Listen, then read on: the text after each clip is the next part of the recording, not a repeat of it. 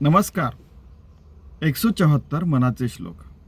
जया चक्षुने लक्षिता लक्षवेना, भवा भक्षिता रक्षिता रक्षवेना, क्षयातीत तो अक्षयी मोक्ष देतो, दयादक्ष तो साक्षीने पक्ष घेतो. जिस चक्षु से हम देख रहे हैं उससे हमारा लक्ष्य भेद जैसे करते हैं, या तो गोली से ऐसे लक्ष्य भेद करते हैं या तो बाण से करते हैं, फिर भी हम लोग भेद करने के बाद हमारा पूरा कंसंट्रेशन, हमारे पूरा का पूरा मन पूरा केंद्रित करने के बाद भी भगवान हमें समझ में नहीं आ रहा है, हमें दिख नहीं रहा. ऐसा क्यों हो रहा है? वो सोचना चाहिए और अच्छा बर्ताव करके अच्छी जिंदगी जी के उसका लक्ष्य साध के हमें हर जगह भगवान दिखना चाहिए. चाहे आप बच्चों में देखो, चाहे फूल में देखो, चाहे ये सूर्य में देखो, कहीं भी देखो, या भगवान की मूर्ति में देखो, कहीं भी देखो आप, लेकिन भगवान का लक्ष्य साध्य करना ही चाहिए. दूसरी बात, भवा भक्षिता रक्षिता रक्षवेना.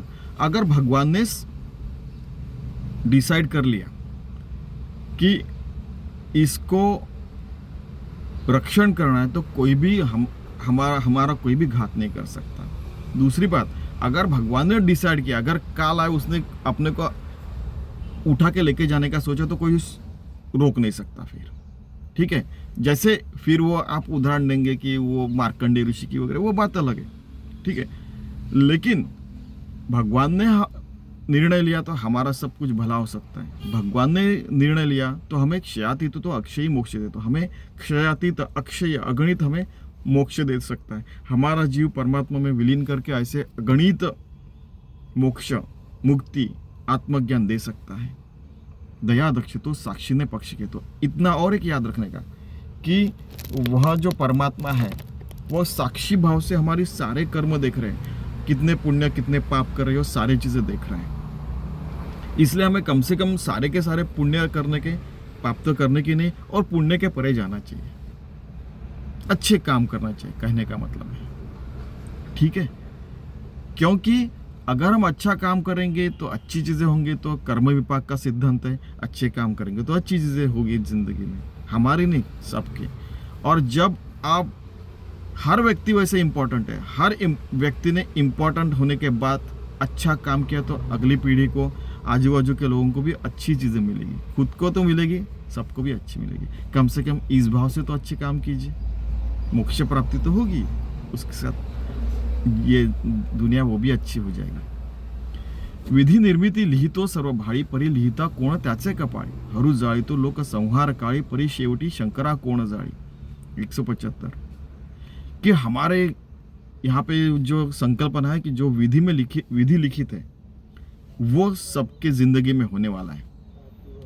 तो जो हमारे यहाँ पे लिखता है, परी लिहिता कोण त्याचे कपाळ, हरू जाळी तो लोक संहारकारी, जो हमारे यहाँ पे सब कुछ लिखता है, उस जो भगवान है, चाहे शंकर को हो चाहे कोई देवी को, तो उसके भारत प्रदेश पे कौन लिखता है? वो जो लिखने वाला वही वो निर्गुण निराकार परमात्मा है, ऐसा इनको कहना है. तो उसी को शरण में जाने का. जैसे हम देवी को शरण में जाते हैं, देवी अनंत कोटि ब्रह्मांड नायक को शरण जाते हैं, हम उसी को शरण जाते हैं आखिर. हरू यानी शंकर भी वैसा ही है, उसको हम शरण जाते हैं, वो शंकर निर्गुण निराकार परमात्मा को शरण जाता, फिर हम भी उसको शरण चले जाते हैं. हरू जाए तो लोक संहारकारी, जब संहार हो जाएगा, कल्पांत काल आएगा, तब ब्रह्मा विष्णु महेश सारे देवी देवता उस परमात्मा में विलीन हो जाने वाले हैं. इतना याद रखना. परी शेवटी कोण जाळी, यानी तपश्चर्या जो करते हैं, तपश्चर्या करते समय हमारे पृथ्वी, आप, तेज, वायु, आकाश, इससे पृथ्वी से बंधन टूटता है, या पृथ्वी तत्व से, फिर आप, पानी, वायु, आकाश, और यानी ये सारी चीज़ों से जब बंधन टूटता है, फिर परमात्मा में हम विलीन होते हैं, हमारा जीव अगणित परमात्मा से विलीन हो जाता है. तो तपश्चर्या का दूसरा अर्थ यह है कि तप करना, यानी हम उसको इतना तेज देने का, इतना अग्नि देने का कि वो वहां से टूट के वो परमात्मा से विलीन हो जाता है. उसका यह भी अर्थ है. तो ऐसा जो शंकर जो है, जो शंकर हमें हमारे सदगुरु शंकर जो भी है, हमें इनसे सारी चीज़ों से, हमें बंधनों से मुक्त करके परमात्मा में विलीन करता है, हमें मोक्ष देता है। ठीक है, तो हमारे सदगुरु को शंकर ने मुक्ति दी, और शंकर को कौन तपश्चर्या करके उसको कौन मुक्ति देता है?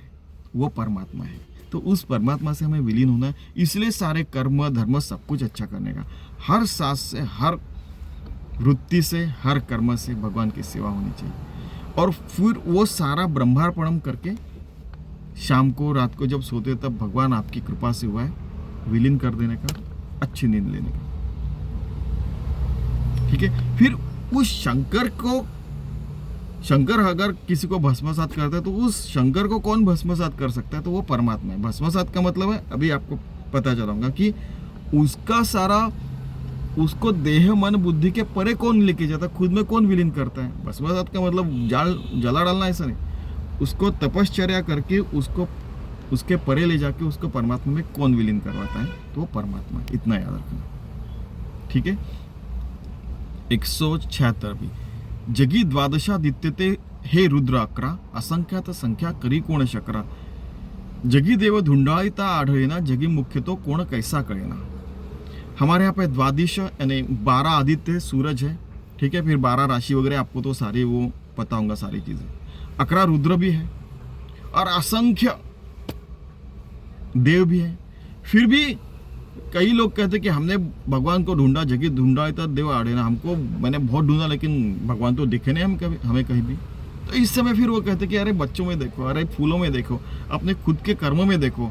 कभी अच्छा क्या भाई, अच्छा किया तो आपको पता चलता है। और कभी कभी जैसे कभी प्रसाद किया, कितना सुंदर बन गया, सुगृहिणी को लगता है। कभी होमवर्क किया, विद्यार्थी को लगता है वाह क्या अच्छा लग रहा है पढ़ाई के बाद, अच्छा खेलने के बाद। कहीं बिजनेस कर रहा है तो कभी क्या होता है कि एक बार एक घटी हुई घटना मैंने देखी है। हम लोग जैसे कोकण में हापूस में आम लेते हैं, तो हापूस आम लेने गए तो हम लोग पैदल चलने वाले थे, तो हमको 200 रुपये में वो पेटी बेची। एक आदमी आया, टैं वैसे आया और वो बोला कि कितने के, आप कहाँ के? नहीं चला तो नहीं सांगे लगे, हम दिल्ली से आए वगैरह वगैरह। ठीक है, और तो होता वो था यानी वो अमीर आदमी, वो ऐसे ऑडी या BMW या मर्सिडीज से आ रहा था। तो मस्त आराम से उतरा वगैरह, उसके गले में ऐसे हाथ में हीरे की अंगूठी वगैरह। साहब बोले आपके यहाँ कितने की मिलती है? तो उन्होंने बोला कि 1800 रुपये के। ऐसा कीजिए 500 रुपये में एक लेके जाइए। तो बोला 500 रुपये, हट ये खराब होंगे।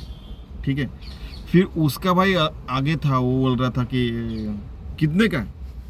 बोले कि 1800 रुपये की एक है। अच्छा 1800 रुपये, और हर आम बहुत अच्छा है। ठीक है, क्योंकि उसने यहाँ पे सुन लिया था, वो थोड़ा सा दूर था।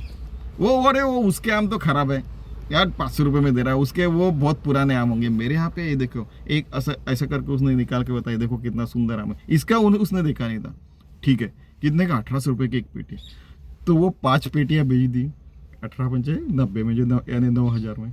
ठीक है, वो मस्त गाड़ी में 5 पेटी लेके दिल्ली चला गया। जैसे पूरा जैसे दिखना नहीं हो गया यानी उसका, वो ऐसा मुड़ के चला गया। वो इधर आए, भाई अच्छा किया आपने 9000 के में, आपने 500 बताया, अच्छा किया मैंने 1800 रुपये के बता के मैंने कमा लिए।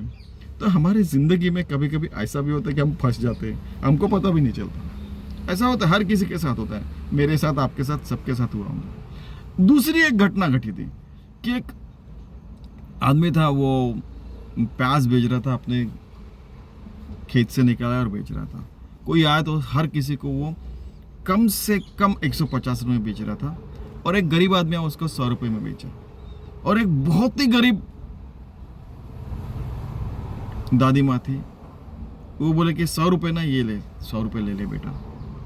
उसको भी उसने 10 रुपये वापिस किए। 10 रुपये तोटा यानी लॉस होने के बाद बेचा, फिर भी उसको अच्छा लगा। तो उसको हाँ पूछा फिर किसी ने कि आपको जब 500 रुपये में बेचने में मज़ा आया, 100 रुपये में बेचने में आया कि 90? तो उसने बोला कि 90 रुपये, मुझे 10 रुपया लॉस हो गया, लेकिन वो दादी माँ को मैंने बेचा तो सबसे अच्छा लगा। देखो, कभी लॉस करने के बाद भी खुशी होती है और कभी बहुत प्रॉफिट कमाने के बाद भी खुशी होती है। वैसे ज़िंदगी में ऊंचाई नीचाई, कभी नापास होना, कभी पास होना, कभी 100 में से 100, कभी 0 मार्क मिलना 100 में से, ये सारी चीज़ें चलती रहती हैं। ये याद रखना कि ये सारी चीज़ें में भगवान है और उसमें कुछ ना कुछ सिखा के जा रहा है हमें। वो जो सीख रहे थे उससे भगवान हमें धीरे धीरे एकरूप करते रहता है हमको उससे। तो यही मुख्य भगवान है जो परमात्मा है, उसको जानना यही जिंदगी का लक्ष्य है। ठीक है। फुटे ना तुटे ना कदा देवराणा, चळे ना ढळे ना कदा दैन्यवाणा, कळे ना कदा लोचनासी, वसे ना दिसे ना जगी मीपणासी। 177। ये जो परमात्मा है वो ना टूटता है ना फूटता है, कभी वो चल के जाता है ना तो यहाँ से उधर चले जाता है, यहाँ से वो ढल जाता है, ऐसा कभी नहीं होता। और बहुत हीन दीन होके भी वो मिलता नहीं। कभी कभी क्या होता है कि ये घटी हुई घटना है, अरे माता मेरे पास केवल 1 करोड़ रुपए, मुझे 10 करोड़ रुपए दिला दे फिर मैं खुश हो जाऊंगा। मैं बहुत हीन दीन हूँ, बोलने के तरह देखो आप, ऐसा दीन होने का नहीं, लीन दीन अंदर से होने का है। कहे ना कदा लोचना से। फिर हमें उसको समझना का है। हमें आंखों से हर जगह भगवान दिखना चाहिए। हम अपने अंदर पहले भगवान देखने का, फिर हमें हमारी पूरी प्रिपरेशन होने के बाद हमें भगवान हर जगह दिख सकता है। वसे ना तिसे ना जगी में पड़ा से, वो हर जगह, हर वस्ती में, हर जगह वैसा हुआ नहीं, हर जगह दिखता है। लेकिन मैं कहा कि मेरा ऐसा है, मेरा वैसा है, तो फिर चले, फिर तो कभी नहीं देखेगा। अरे बाबा, आपको पैसा दिया है, आपको गाड़ी दी है, आपको अगर अच्छा घर दिया, अच्छे लोग दिए, तो वो उसमें आप साधना करके मुक्ति पाइए ना।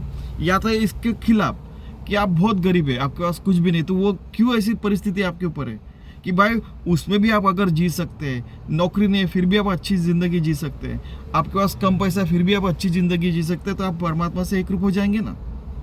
आप उस दृष्टि से भी सोचिए। अगर हम किसी को और देखेंगे तो वो आपको उसकी ज़िंदगी में जाके देखना, वो भी बहुत पापड़ बेल रहे हैं, हम भी खुद बहुत पापड़ बेलते रहते। हर किसी की ज़िंदगी में तूफान है, वो तूफान से लड़ रहा रहता है, हमें पता नहीं चलता। बस कभी कभी जो कहते कि नहीं, ये तो कहावत है, सबने सुनी होंगी कि जो हंस जो रहता है ऊपर में ऐसे शांतता से चलते रहता है और नीचे में उसके बहुत पैर ऐसे हिलते रहते हैं और वो आगे में नदी में तैरते रहते हैं। ये तो कहावत सबको पता है। अगर मैं छोड़ दिया तो हम भगवान की प्राप्ति निश्चित कर सकते हैं। देह बुद्धि थे आत्मबुद्धि कराया, हमने लास्ट टाइम देखा था। वैसे आत्मबुद्धि से ज़्यादा लोगों की सेवा करके, खुद को अच्छा रख के, मन अच्छा रख के, हर कर्म पूजा समझ के 24/7 अच्छी ज़िंदगी जी के देखिए, निश्चित ही ये हमारा मेरा ये सारी चीज़ें निश्चित टूट जाएगी, छूट जाएगी और हम भगवान से एकरूप होके निश्चित ही कम से कम मोक्ष प्राप्ति कर सकते हैं। चलिए हम ऐसा ज़िंदगी जीने का प्रयास करते हैं। आज इतना देखते ही पिताजी को कुछ हॉस्पिटल में लेके जाने का। ठीक है, धन्यवाद। चलिए अच्छी ज़िंदगी जीते हैं।